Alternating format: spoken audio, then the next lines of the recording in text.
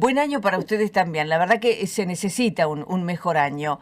¿Cómo cree que vamos, Laurenzo? ¿Cómo definiría usted este momento que estamos viviendo?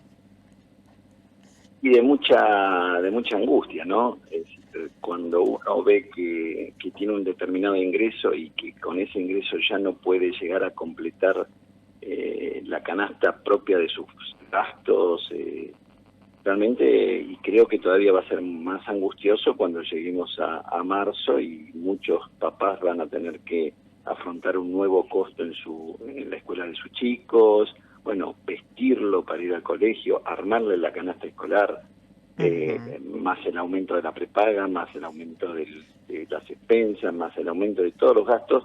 Realmente estamos viviendo un momento de mucha angustia, ¿no? Ahora, lo califica como un momento de mucha angustia, pero ¿entiende usted que este momento es necesario atravesarlo para estar mejor? Bueno, nosotros realmente estamos para creer que todo va a ir mejor, ¿no? Es decir, realmente creo que todo ciudadano está esperando que le vaya bien a este gobierno como para poder salir de una vez por todas del pozo, ¿no? Yo no soy economista como para predecir si vamos bien o vamos mal, pero la esperanza dicen que es lo último que se pierde, ¿no? Ujú. ¿Cuáles serían las estrategias hoy, se lo pregunto como consultor PYME que es, cuáles serían las estrategias hoy para surfar esta ola? Fundamentalmente el empresario argentino PYME tiene que entender que las reglas de juego han cambiado. Es decir, durante muchos años estuvimos mentalizados y estuvimos con reglas de juego de un momento de inflación. ¿La inflación qué se caracteriza? Se caracteriza que lo importante es tener el producto porque el precio lo absorbe el mercado. Es decir, va a haber a un precio, a otro precio, siempre va a haber una demanda sostenida para poder adquirir ese producto. Es así que se produce la inflación, porque en definitiva uno no establece el precio de venta en base a sus costos, sino al precio de venta de reposición. Yo, para vender bien mi producto, tengo que saber cuánto al momento de reponer mi proveedor me lo va a cobrar. ¿Y lo sabe? ¿Eh? ¿Cómo? ¿Lo sabe? Y llegó un momento, María, que las listas de precios llegaban a los comercios en forma casi diaria. Es decir, empezó a 2 listas por mes, empezó a 3 listas por mes, terminó siendo 4 listas por mes, y hay veces que casi al momento de la hiperinflación en estos últimos días, realmente era casi 2 veces que uno tenía que llamar al proveedor si estaba bien el precio de venta de reposición que uno estaba teniendo previsto en la cabeza. Todos Entonces, conocemos eso es el lo momento de inflación que estamos viviendo, pero usted mencionó que estamos en una hiperinflación. ¿Realmente lo piensa así? yo creo que estamos muy en las puertas, y creo que, bueno, entiendo yo que el nuevo gobierno está tomando las medidas como para que no caer en esa Ujú. situación. Ojalá que no sea solamente un anuncio y que ojalá que realmente si hay un plan de gobierno que logre el objetivo para bien de todos, Ujú. porque si la vamos a pasar mal. Y volviendo a la pregunta de que tiene que ahora mentalizarse la pyme ahora va a tener que mentalizarse que ya no va a haber un público que le acepte cualquier precio porque no tiene plata, entonces para seguir sobreviviendo va a tener que ser eficiente al momento de establecer su precio de venta, es decir, cuidar bien los costos, en teoría costos que van a ser tirando a ser estables, entonces va a tener que ser eficiente en cuanto a sus gastos y va a tener que competir mucho, va a tener que competir porque ese público cada vez va a ser un público con menor poder adquisitivo, por lo menos durante un tiempo, y va a tener que fijar quién es el comerciante o quién es el Ujú. empresario que más barato vende como para llegar a él. Ujú. Por eso digo, las reglas de juego empiezan a cambiar y yo tenía un profesor en la facultad que decía que los argentinos transpiramos inflación. Ujú. ¿Por qué? Y porque fueron muchos más años en la democracia que tuvimos inflación de la que no tuvimos. Entonces, hay muchísimos empresarios que hoy tienen en su cabeza una mentalidad inflacionaria, cuando en realidad, si uno va a otras partes del mundo, no es así. El empresario tiene que ser eficiente en cuanto a la estructura de sus costos y establecer un margen de rentabilidad coherente porque esa margen lo va a cobrar realmente, no va a tener el efecto de la inflación que le va a cercenar esa rentabilidad. Hoy, Lourenço, ¿cuáles son las pymes más complicadas? ¿Qué rubros son los más complicados hoy?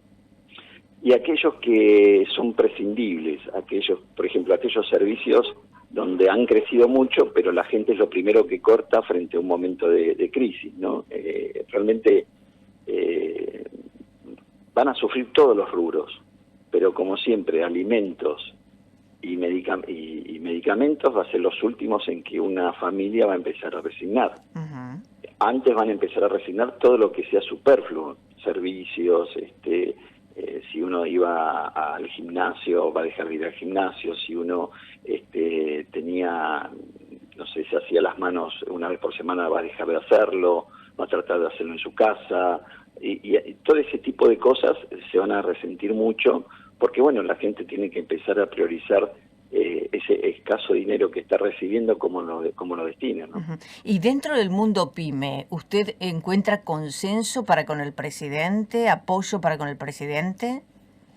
Yo creo que en el mundo PYME hay un momento de decir, bueno, así no podíamos seguir, esperemos que a esta gente, al presidente Milei le vaya bien, porque no podíamos seguir en un tobogán tan grande, ¿no? Uh-huh. Es decir, lo que veíamos es un deterioro permanente en la situación. Si bien el empresario argentino, vuelvo a repetir, está acostumbrado, sabe vivir en inflación, capaz si uno trae un brasilero y lo pone a jugar con estas reglas de juego inflacionarias, no lo sabría hacer porque toda su vida tuvo gran parte de una estabilidad permanente.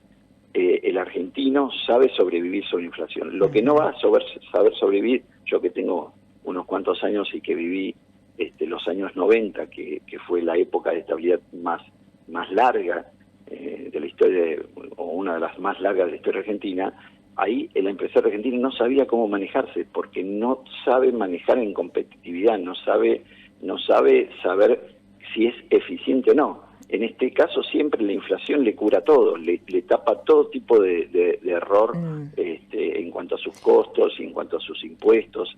La inflación paga todo, pero bueno, llega un momento que el que no paga es el pobre consumidor, que cada vez tiene menos poder adquisitivo para poder adquirir la misma cantidad de bienes y servicios. Vicente Lourenço, le hago la última y tiene que ver con, se lo pido por favor para conocer también la opinión PYME, ¿no?